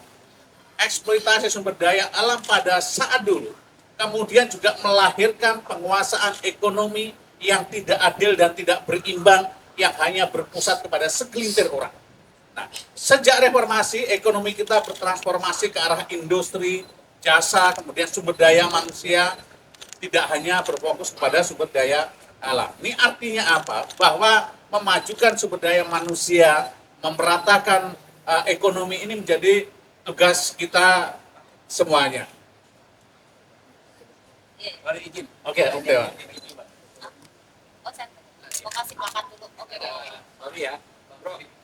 Gue jam 5 tikiwan. Oh iya, Pak. Nih, Masih aja. kasih plakat dulu. Santai, kasih oke lah. plakat. Ini cuma dulu, Mas Habibur Rahman yang begini. Wah, Asal masih jangan Siap, siap. meninggalkan. Iya, enggak. Kita setia sama Bang. keren guys. Wih. Mau dikasih semua sekalian biar fotonya bareng-bareng. Ya, bareng-bareng. Punya ini. Sekalian. Kalian semuanya. Ya, momentumnya. Ya, sekalian. Kita ini kan Iya, cuman Demokrat yang demokratis pokoknya. Karena partainya Demokrat. Sini bawa nggak sini? Manualnya ada udah. Udah sini udah. Itu narasumber. Siap. Pengusaha belum pernah dimuncul. Agak lama sekali. ini aktor intelektual yang malah anak. Iya. Oh, Masa depan bohirnya kita. Iya. Kalau nanti mau jadi wapres nanti di ya. Oke. Kita lanjutkan kembali. Silahkan Mas Didi. Mas. Lanjut dulu. Oke, kita lanjut ya. Yang deketan. Oke. Saya mulai bahwa saya meneruskan lagi bahwa transformasi yang berikutnya adalah selain politik, kemudian ekonomi, kemudian pemerintahan adalah dalam hubungan internasional kita. Dulu hubungan internasional kita terlalu nasionalistik oriented, tapi yang terlalu inward looking lah. Sekarang hubungan internasional kita tetap dilakukan dengan mengedepankan nasionalisme kita, tapi juga lebih outward looking, lebih terbuka kepada semua negara. Karena eranya memang begitu. Dan terakhir di sektor stabilitas politik dan keamanan publik, kita ingat dulu pada sebelum era reformasi pendekatannya adalah dengan pendekatan keamanan. Lalu litsus, kemudian orang nggak sesuai dengan pernah ditangkap begitu. Tapi setelah reformasi pendekatannya berbeda menjadi pendekatan kesadaran hukum, penegakan hukum. Nah, transformasi besar ini kan harus kita kawal bersama, siapapun itu. Karena apa? Jika 5 transformasi tidak kita kawal dengan baik, maka pemain-pemain atau pelaku-pelaku sejarah yang zaman dulu terbiasa menikmati segala fasilitas di zona nyamannya, kemudian akan berperang untuk menggagalkan transformasi ini. Dan jika transformasi ini gagal, maka ini juga akan terjadi persoalan besar di negara kita ini. Nah, untuk itu saya melihat bahwa PR besarnya kita adalah ada 3 poin besar.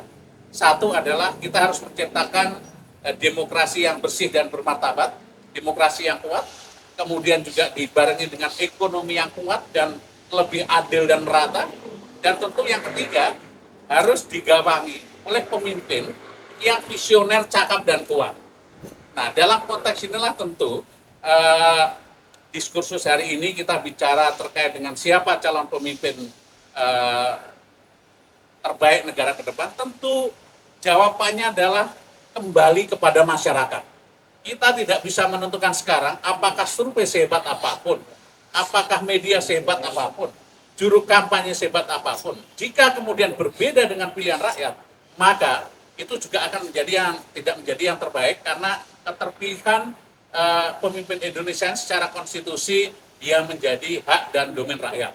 Bagaimana kemudian meyakinkan rakyat untuk memilih pemimpinnya itu tentu melalui berbagai metode atau cara. Gitu. Saya berharap bahwa tadi melihat riset big data dan media monitoring ini yang hanya sekelumit kecil di bulan April dilakukan, ternyata juga narasi-narasi atau sumber-sumbernya masih juga framing melalui narasi yang juga tidak mendidik. Kemudian banyak yang menggunakan ya lebih bukan negatif campaign, tapi juga bisa menjadi black campaign. Ini sangat bahaya. Gitu. Harusnya di era sekarang, di era digital, di era modern yang lebih terbuka, kemudian tadi masuknya kesadaran generasi milenial, generasi Z untuk masuk dalam dunia politik praktis, harus diisi dengan edukasi politik yang baik. Ke depan harus kita pastikan bahwa kampanye ataupun keterpilihan calon presiden ini harus diwarnai dengan sebuah ide gagasan, ide program. Bukan kemudian subjektif mengatakan bahwa si A ini adalah anti kemerdekaan, si B ini adalah yang macam-macam. Sudah tidak ada zaman lagi, cukup kita metode-metode yang kemudian mengeksploitasi politik identitas berlebihan dalam politik ini cukup, jangan kita lakukan lagi. Damage-nya sangat besar. Kerusakannya bukan hanya di level elit tapi juga sampai level rumah tangga.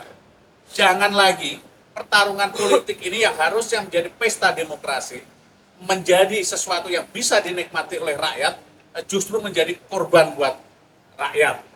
Nah, terkait dengan itu tentu saya melihat hasil media monitoring, saya melihat memang baik itu Mas Anies, Pak Prabowo, Mas Ganjar, memang harus berjuang lebih masif lagi untuk menawarkan ide dan gagasan yang brilian, yang bisa ditangkap dengan rakyat. Karena tadi memang melihat surveinya masih relatif saling kejar-mengejar. Nah, bagaimana kemudian orang bicara bahwa si A si B, tentu kita boleh beropini, kita boleh berasumsi, tapi kita lihat nanti bagaimana rakyat memilih, bagaimana rakyat menilainya, dan tentu ruang-ruang publik ini termasuk ruang media ini juga harus memberikan informasi dan ruang yang sama kepada rakyat, informasi yang cukup. Jangan mengemas informasi hoax menjadi sesuatu yang baik. Jangan melakukan provokasi, ini sangat bahaya. Kami melihat bahwa dalam konstelasi ini, jika melihat hasil riset big data dan media monitoring ini, sebetulnya saya masih belum berani bicara bahwa ini adalah data final yang harus kita pegang. Tentu data ini akan bergerak, tapi minimal bahwa di April ini dengan berbagai momentum politik yang menyertai, apakah itu Mas Anies, apakah itu Mas Ganjar, apakah itu Pak Prabowo, tentu kita tidak bisa hadapkan apple to apple karena momentumnya berbeda-beda. Mungkin Mas Ganjar dapat momentum bagus kemarin karena di bulan April ini memang tadi seperti Mas Anies sampaikan dideklarasikan. Kemudian mungkin Pak Prabowo juga punya ruang, Mas Anies punya ruang, tapi mungkin peaknya Mas Anies pada saat kemarin mau piagam deklarasi disampaikan gitu. Bulannya juga tidak April, tapi minimal adalah yang saya dapatkan adalah dari secara umum generalisasi, saya melihat dua hal penting bagi kami.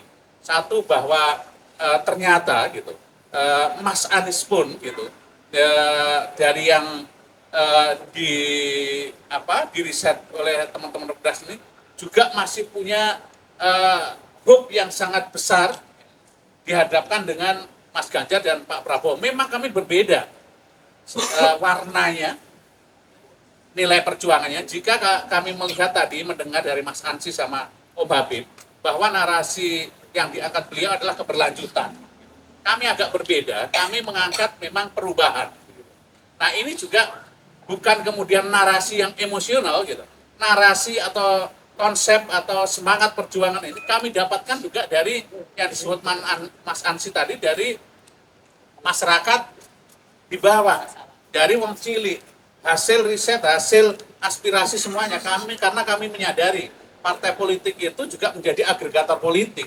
Bagaimana mendengar, kemudian juga menampung dan menyampaikan aspirasi itu, sehingga kami melihat bahwa dalam konteks saat ini dengan segala baik buruknya gitu, ini sangat relatif dinilai, tapi kami mengambil nilai sebuah perubahan karena kami ingin bahwa ke depan Indonesia ini lebih baik. Semua pemimpin punya kebaikan, tapi tentu semua kebaikan ini juga harus disupport oleh pemimpin berikutnya untuk melengkapi demi sempurnanya Indonesia. Nah, tadi disampaikan jika kemudian melihat Om Habib maupun Om Ansi gitu, jika melihat record dari Pak Ganjar, Pak Jokowi, Pak Prabowo, kami Demokrat juga punya record sejarah gitu ya, bahwa kami pernah juga memimpin 10 tahun Indonesia, yaitu Pak SBY. Jika dikatakan bahwa kita tidak berpihak pada rakyat, terbukti kok. Era Pak SBY waktu itu juga menelorkan program-program yang pro rakyat, program-program yang banyak. Kemudian juga tidak mungkin satu presiden ke presiden lain, satu pemimpin ke pemimpin lain, kemudian tidak beririsan mengenai programnya. Pasti ada penguatan satu sama lain karena mereka punya idealisme, punya nasionalisme, punya visi yang sama untuk memajukan Indonesia. Keberhasilan Indonesia tidak bisa diklaim oleh satu orang, tapi ini adalah buah kerja keras semuanya. Nah, inilah yang saya melihat bahwa jika melihat media monitoring dan riset big data ini, jelas di situ ada potret bahwa kemudian dari berbagai lembaga survei pun kemudian ada yang semuanya menyimpulkan bahwa Anies AHY ini menjadi salah satu harapan publik yang cukup besar ya, 64 dibanding yang lain untuk memimpin Indonesia. Ini kami merasakan itu, dan memang ini juga dari komitmen perjuangan kami, dan jika kemudian kita juga lebih dalam melihat dari riset dan big data, saya juga mencatat bahwa Demokrat pun juga menjadi 3 besar dalam exposure dan pemberitaan media gitu. Relatif baik atau tidak gitu, tapi jika melihat dari hasil dari teman-teman Perdas ini, saya melihat tingkat positifnya juga cukup besar gitu. Artinya apa? Bahwa saat sekarang ini sudah, mari kita berkompetisi yang sehat. Bang Ans ini juga sahabat saya, temuannya juga teman kita gitu. Kita punya semangat yang sama, tujuan yang sama. Cara dan kemudian metode bisa berbeda, tapi tentu kita tetap mengutamakan kedamaian dan kebenaran. Kita sudahi pengalaman-pengalaman buruk ataupun record-record yang tidak membangun pada pileg-pileg berikutnya. Mari kita bangun narasi pileg ini dengan sebuah adu gagasan, adu program untuk Indonesia yang lebih baik. Itu.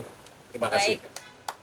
Terima kasih Mas Didi, elaborasinya sangat lengkap sekali. Dan tentu teman-teman juga ingin bertanya kepada sumber saya yang ada di depan, bagaimana kemudian catatan-catatan yang sudah teman-teman dapatkan bukan hanya dari hasil riset yang baru saja dipaparkan oleh Direktur Perdas, Mas Antoni, termasuk juga Bang Ansi dari PDI Perjuangan, dan tadi ada Bang Habibur Rahman serta Mas Didi yang baru saja tuntas menyampaikan pandangannya secara gamblang bagaimana mengenai hasil riset tersebut. Walaupun masih panjang teman-teman, tapi tentu ada hal-hal yang bisa kita cermati bersama, termasuk tadi kalau dari kalimat-kalimatnya sepertinya ada yang satu frekuensi, tapi kok belum juga kawin gitu ya.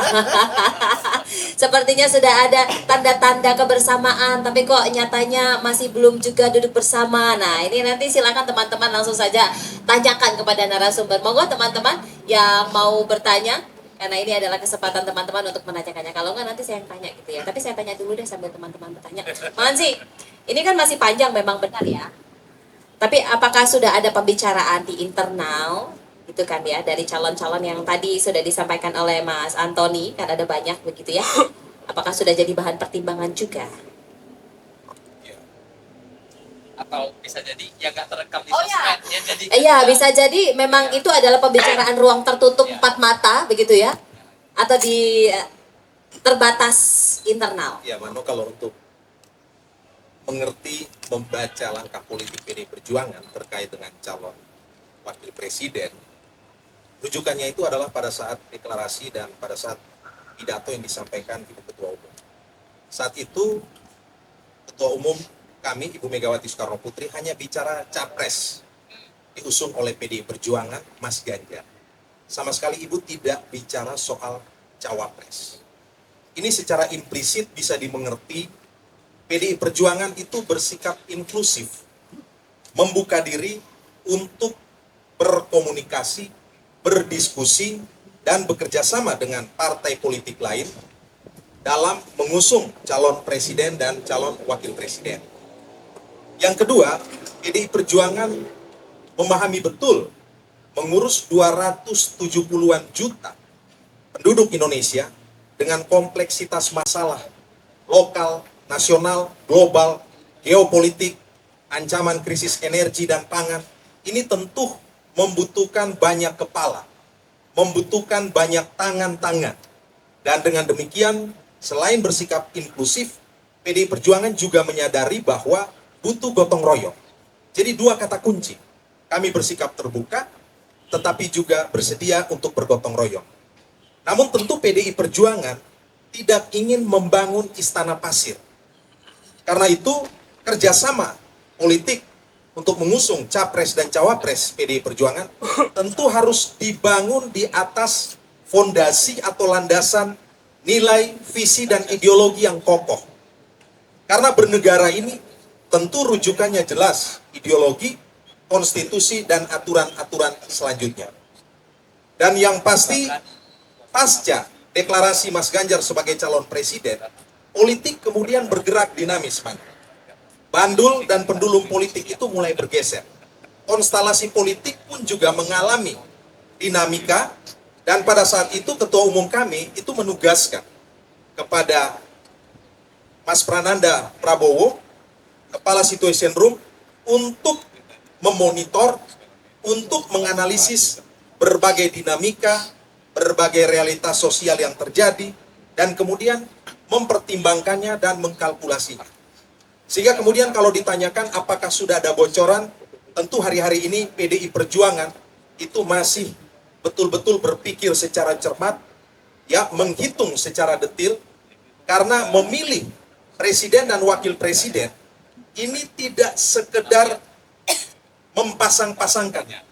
Tetapi kami ingin presiden dan wakil presiden ini sungguh menjadi dui tunggal yang betul-betul menyatu dalam visi, komitmen, dan perjuangan ke depan.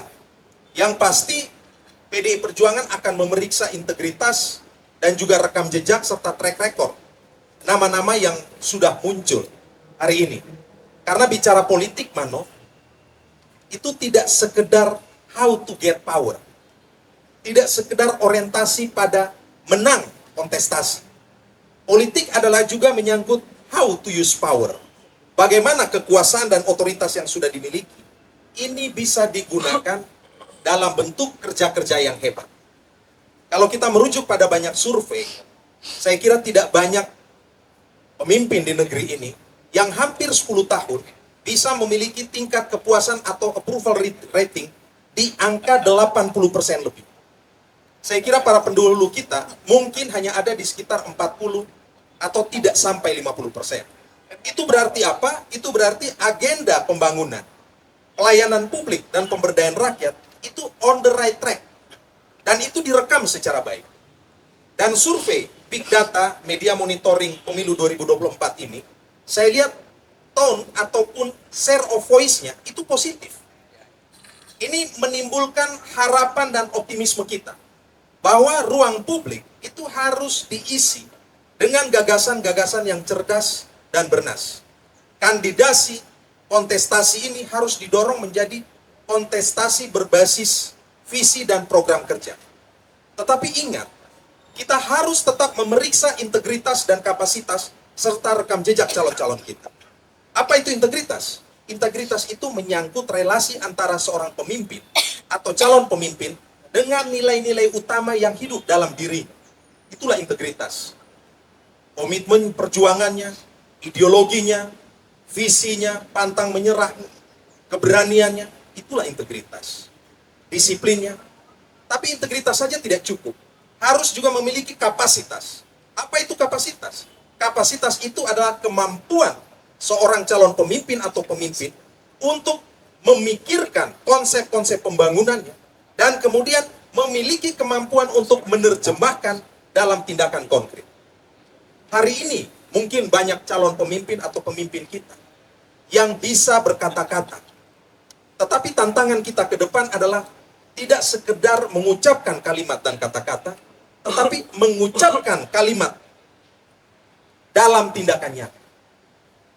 Karena satu kerja nyata, satu bukti lebih bermakna dari 1.000.000 teori.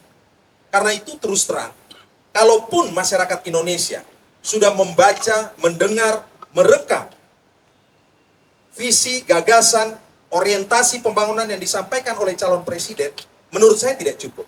Harus diperiksa rekam jejaknya seperti apa. Ketika pegang kekuasaan 5 tahun atau 10 tahun lalu, kekuasaan itu diapakan oleh pemimpin ini. Maka ini harus diperiksa betul. Pemimpin yang benar, pemimpin yang hebat, hanya lahir dari pemilih-pemilih yang cerdas dan juga berintegritas. Mano terkait dengan keberanian. Kalau bicara keberanian, mohon maaf, PDI Perjuangan, Ibu Mega, dan Mas Ganjar di dalamnya, itu beraninya itu bukan sekedar realitas politik sederhana. Kami ini direpresi 30 tahun lebih oleh rezim totaliter Orde Baru. Saya ingatkan, kami direpresi oleh rezim totaliter Orde Baru. Jadi kalau soal keberanian, sebagai kader partai, kami sudah ditempa. Tidak saja soal sekolah partai yang kami miliki, yang memiliki kurikulum, ya, tetapi ditempa dari proses keseharian. Dan itu yang selalu Ibu Mega katakan. Yang terbaru soal keberanian. Sikap Mas Ganjar dengan alasan ideologis, historis, menolak keikutsertaan tim nasional Israel, itu menunjukkan komitmen, berani untuk mengambil sikap, walaupun mungkin oleh sebagian kalangan dianggap tidak populer. Kami ingat konferensi Asia Afrika. Kami ingat Dasasila Bandung. Bahwa penjajahan di atas dunia ini juga harus betul-betul kita lawan. Jadi beberapa hal penting ini yang perlu kita tegaskan. Tadi sempat disinggung soal komitmen Mas Ganjar terkait dengan masalah lingkungan hidup. Ya. Saya ingin sampaikan ya terkait dengan izin tambang di Wadas itu. Sebenarnya otoritas itu adanya di pemerintah pusat. Ya, ESDM yang melakukan kerja fisik itu PUPR, urusan tanah itu adalah BPN, dan kemudian pemerintah daerah dalam hal ini pemerintah provinsi memiliki otoritas yang kecil. Tetapi Mas Ganjar pun memiliki atensi dan kepedulian untuk menyuarakan apa yang menjadi suara masyarakat di sekitar wilayah situ. Yang kedua, Mas Ganjar dalam kapasitas sebagai Gubernur Jawa Barat, Jawa Tengah maksud saya, itu menerima penghargaan Green Leadership Nirwasita Tantra 2021 dari Kementerian Lingkungan Hidup dan Kehutanan. Saya mengetahui betul karena saya ini anggota DPR duduk di Komisi 4. Mitra kerjanya itu KLHK. Jadi kalau kita periksa rekam jejak dari aspek lingkungan hidup, Mas Ganjar itu tidak perlu diragukan lagi. Bahkan Mas Ganjar ini fokus untuk mengembangkan energi baru terbarukan, melakukan transisi energi, solar panel, terus kemudian penanaman mangrove, dan seterusnya dan seterusnya. Nah, tetapi masyarakat kita ini harus juga diberikan informasi yang komprehensif, yang lengkap. Karena kalau informasinya tidak komprehensif, tidak lengkap, maka kemudian keputusan politiknya juga bisa salah. Karena itu terus terang, bagi saya integritas penting, bagi saya kapasitas penting, tetapi hal yang harus dilakukan adalah memeriksa rekam jejak calon-calon pemimpin kita. Apa yang mereka lakukan di kemudian hari. Karena kalau hari ini, pasti semua calon-calon presiden atau wakil presiden akan bicara hal-hal yang baik. Itu harus dibenturkan dengan realita. Harus diperiksa. Untuk mengukur karakter seorang pemimpin, itu Lincoln katakan, berikanlah dia kekuasaan. Ya, beberapa nama ini telah menjadi pemimpin dan telah memegang kekuasaan. Silakan diperiksa. Pada saat berkuasa buat apa saja? Dalam aspek keadilan sosial, dalam aspek kemanusiaan, dalam aspek toleransi, masyarakat harus diajak untuk berpikir ke arah sana. Saya kira demikian. Bentar, masih ada lagi. Iya, bentar ya Bang Didi ya. Ini karena mungkin banyak yang kemudian bertanya-tanya. Karena padas. Iya, ya karena pedes kan. Ini dari situ, dari 3 kategori yang tadi sudah disampaikan begitu ya. Apakah kemudian dan termasuk juga tadi diklaim bahwa PDI Perjuangan ini kan terbuka, inklusif dan juga gotong royong. Nah berarti sudah ada partai yang mulai menjalin komunikasi untuk membangun koalisi kah selain P3? Ya pasti ada beberapa komunikasi ya. Tetapi namanya strategi politik kan pasti juga kami tidak bisa membuka sangat vulgar ke hadapan publik. Karena bukan saja sekedar itu adalah bagian dari strategi kami, tetapi kami juga perlu menghormati teman-teman ataupun calon mitra yang bergabung bersama poros PDI Perjuangan ini. Yang pasti bahwa ketika Mas Ganjar diumumkan, ya setidaknya berdasarkan riset big data ini, itu bandul dan pendulum politik itu bergeser. Sehingga ada yang kemudian mengkalkulasi ulang standing position politik. Ya, mengkalkulasi ulang. Ya, saya merujuk kepada riset big data ini yang dilakukan selama 30 hari ini. Jadi ada tenggat waktunya. Ya, saya kira betul dikatakan bahwa survei elektabilitas atau survei big data ini dinamis, tetapi dinamikanya itu kalau dilihat itu paling di 3 calon ini yang utama. Dinamis betul. Dan Mas Ganjar dan PDI Perjuangan hampir selalu konsisten ada di urutan teratas. Tentu kami bukan takabur, tetapi setidaknya ini merekam persepsi masyarakat. Politik modern ini kan hari ini membuat politik itu bisa dihitung, bisa dikuantifikasi, bisa dikalkulasi dengan menggunakan metodologi penelitian ilmiah. Sejauh itu dilakukan secara kredibel dan datanya itu representatif, valid dan juga akurat. Begitu. Satu lagi sebelum guys ya, daripada nanti lupa. Ini yang juga banyak orang pengen tahu ya. Kan beberapa kalangan ini meminta agar Pak Jokowi ini nggak usah lah cawe-cawe politik. Nah PDI Perjuangan kan tentu juga punya sikap, terganggu nggak? Yang pasti begini, kepentingan Pak Joko Widodo sebagai presiden hari ini itu adalah memastikan bahwa kabinet ini solid. Hari ini kita masuk tahun politik, ada kontestasi politik di depan kita. Pak Jokowi punya kepentingan yang sama juga dengan kepentingan PDI Perjuangan. Itu harus memastikan bahwa soliditas ini tidak mengganggu kinerja kabinet hari ini. Karena apa? Karena PDI Perjuangan dan Presiden Joko Widodo ingin turun dengan legacy yang prima, dengan legacy yang baik. Karena itu Presiden Jokowi perlu berkomunikasi dan menyampaikan kepada para pembantunya yang notabene adalah ketua umum partai dan juga kader-kader partai tertentu untuk kontestasi boleh, kandidasi silakan, tetapi soliditas ini harus tetap bisa kita jaga. Apalagi kerja kita hari ini direkam dengan approval rating yang sangat memuaskan. Kita ingin turun dengan legacy yang hebat. Jadi, baik Pak Joko Widodo, Ibu Megawati Soekarno Putri, dan PDI Perjuangan memiliki narasi dan orientasi yang sama. Lihat Pak Joko Widodo dan Ibu Mega dan PDI, itu jangan lihat hari ini. Lihatlah mulai dari Solo, berpindah ke Jakarta, dan PDI sebagai partai pengusung utama Presiden Joko Widodo selama 10 tahun ini.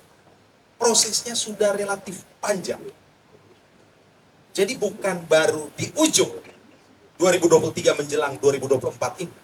Membacanya harus lengkap.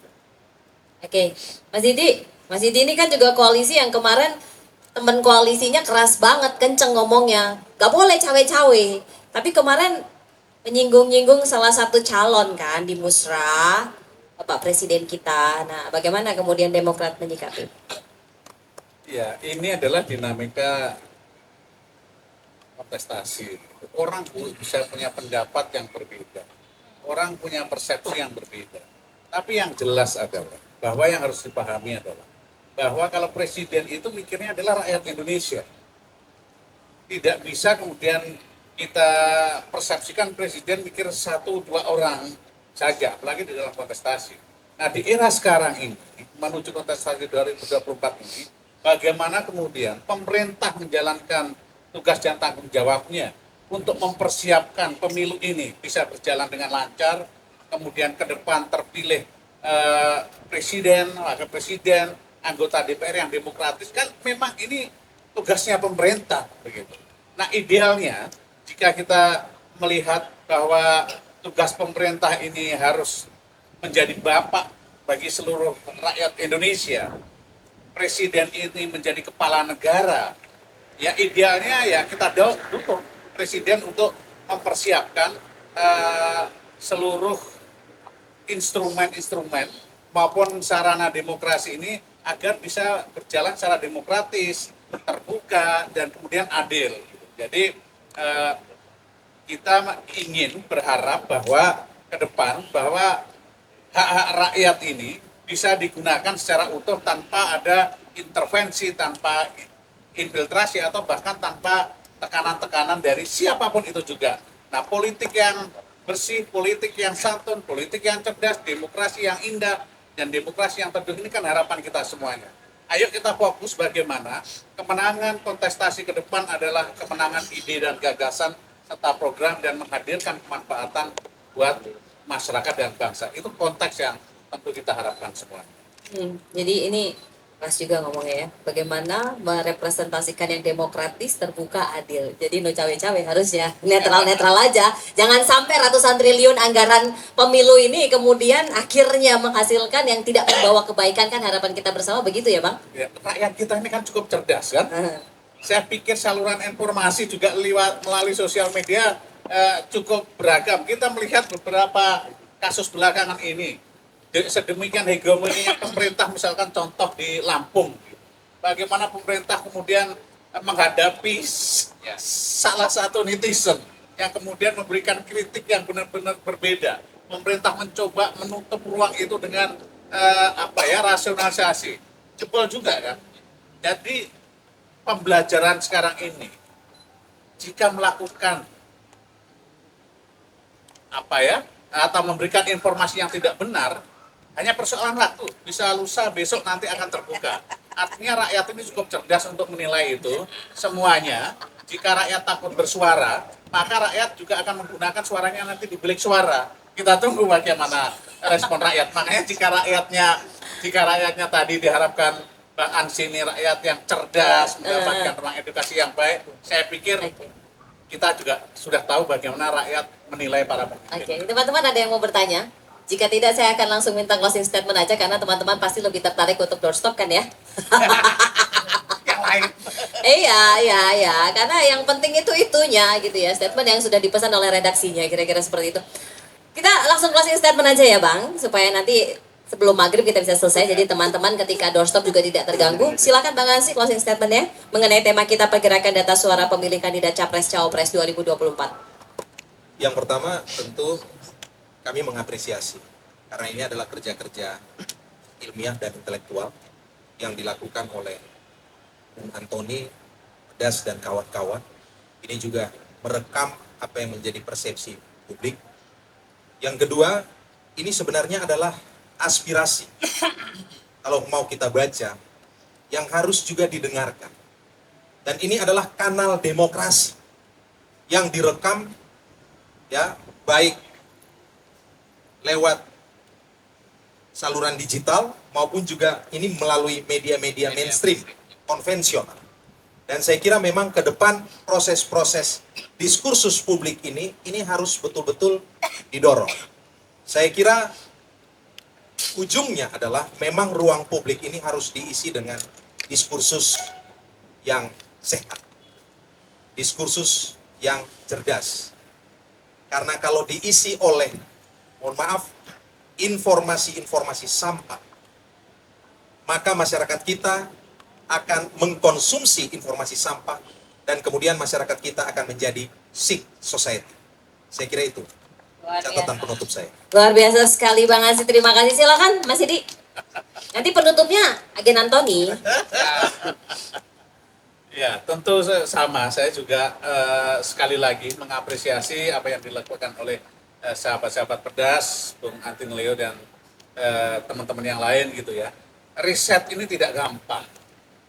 Media monitoring ini juga sangat vital bagi kita. Ingat bahwa seperti yang saya katakan tadi, big data.